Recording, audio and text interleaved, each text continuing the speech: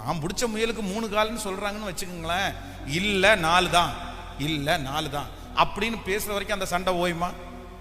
ஓயாது. ஆனா அதே நேரத்தில் பைத்தியம் மனசுக்குள்ள, வெளியில மனசு 3 காலா, யார் கத்து கொடுத்தா, உங்க டீச்சர் யாரியா அப்படின்னு மனசுக்குள்ள நினைச்சிட்டு, அப்படியா 3 காலா இருக்கலாம், 3 காலுக்குள்ள கூட இருக்கலாம் அப்படின்னு நினைச்சு ஒரே அடியா படுத்துட்டீங்கன்னு வைங்களேன், சரண்டர் ஆயிட்டீங்கன்னு வச்சுங்களேன், அந்த இடத்துல அடுத்து பேச்சுக்கு வாய்ப்பு இருக்குன்னு நினைக்கிறீங்க? சண்டையும் இல்லை, பேச்சும் இல்லை, ஒன்றும் இல்லை. அவர் 3ன்னு வச்சுக்கட்டும், நம்ம 4ன்னே வச்சுக்குவோம். அவ்வளோதான். அதான் போராடுகிறது என்கிறதை விட நம்ம நிறைய நேரத்தில் என்ன பண்ணணும்னா சரணடையணும். முடிஞ்ச வரைக்கும் உங்கள் வாழ்க்கையை போராட்டத்திலே நீங்கள் வாழக்கூடாது, போராடியே வாழக்கூடாது.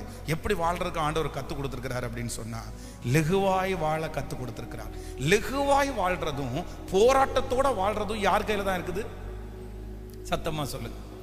நான் இப்போ கொஞ்சம் கொஞ்சமாக நான் அதை ட்ரை பண்ணிட்டு இருக்கிறேன். என்னன்னா, எங்கேயாவது வெளியில் பிரசங்கம் பண்ண போயிட்டு இருக்கும்போது பொதுவாக நம்ம சர்ச்சில் இருக்கிற மைக் சிஸ்டம் எனக்கு தகுந்தது மாதிரி நிறைய நான் செட் பண்ணி வச்சிருக்கிறேன்.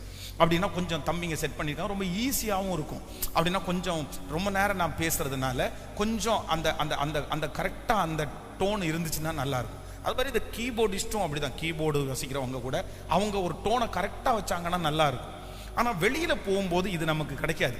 ஏன்னா என்னுடைய டோனை அவங்க அந்த மிக்சரில் செட் பண்ணுறதுக்குள்ளே டைம் ஆயிரும், விசிலிங் வரும், இந்த மாதிரிலாம் வரும். ஃபஸ்ட்டெல்லாம் போய் மைக்கை பிடிச்சி பிரசங்கம் பண்ணிட்டு வர்றதுக்குள்ளே கஷ்டமாக இருக்கும். ஏன்னா இங்கே நல்ல எஃபெக்டிவாக நல்லா இருக்குமா, அங்கே போகும்போது தொண்டை தண்ணியெல்லாம் வற்றும், கத்துறது மாதிரி இருக்கும், அந்த சவுண்டு நமக்கு கேட்காது, என்னென்னமோ மாதிரி இருக்கும். எப்பா கொஞ்சம் சவுண்டு வைங்கப்பா, கொஞ்சம் எஃபெக்ட் வைங்கப்பா, கொஞ்சம் பேஸ் வைங்கப்பா அப்படின்னெல்லாம் தோணும். ஆனால் பிரசங்கம் பண்ணிட்டு இருக்கும்போது அப்படி கஷ்டமாக இருக்கும் முடித்த உடனே. ஆனால் இப்போ நான் என்ன யோசிக்கிறேன் அப்படின்னு சொன்னால், போய் நின்ன உடனே இந்த மைக்கை பார்க்குறதே இல்லை. நீ என்ன மைக் வேணாலும் வச்சுக்கோ. நானா ஒரு முயற்சி எடுத்து இப்போ என்ன பண்ணுறேன்னா, நீங்கள் என்ன மைக் வேணாலும் வச்சுக்கோங்க, கண்ணை மூடிட்டு நம்ம என்ன ஆண்டவர் நம்மோட பேசி ரெடி பண்ணுறாரோ அதை பேசிட்டு என்ன பண்ணிடணும், வந்துடணும். நீ வைக்கிறியா வைக்கலையா, நீ விசிலிங் வருதா, எதையுமே இப்போ கான்சென்ட்ரேட் பண்ணுறதில்ல. சரி அப்படின்னு இப்போ பார்த்தீங்க அப்படின்னு சொன்னால் அது ரொம்ப ஈஸியாக கொஞ்சம் அப்படி நான் ப்ராக்டிஸ் பண்ணிட்டு இருக்கிறேன், அந்த மாதிரி குறைவு. அப்போ அதனால ஆண்டவருடைய பிள்ளைகளே, இந்த ஃபாஸ்டிங் ப்ரேயருக்கு முன்னாடி வரைக்கும் நீங்கள் எல்லாமே போராடி போராடி போராடி செய்யலாம்.